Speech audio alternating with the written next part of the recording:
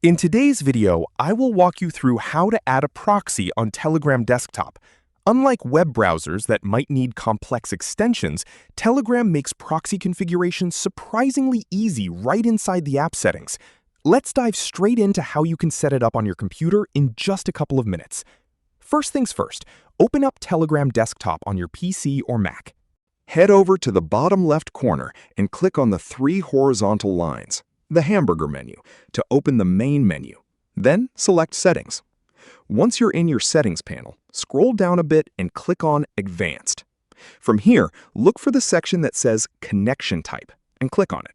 By default, Telegram is probably set to use the default system connection. We're going to change that. Inside the connection settings, you'll see a couple of options. Most of the time, your proxy provider will give you system proxy settings. Go ahead and select Use Custom Proxy. Now, you'll need to punch in the details provided by your source, host name or server IP, and port number. Once you've filled everything out, hit Save.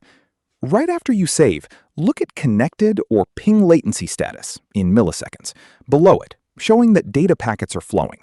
And if the text disappears and recent messages load normally, the proxy is active and functional. But if it says updating or connecting indefinitely, your proxy server is dead or blocked. You can also disable the proxy whenever you no longer want to use it. Just return to the network and proxy settings and turn off the proxy option. One important thing to remember is that a proxy is different from a VPN. A Telegram proxy is configured specifically for Telegram traffic, while a VPN generally routes your device's internet connection through a VPN server.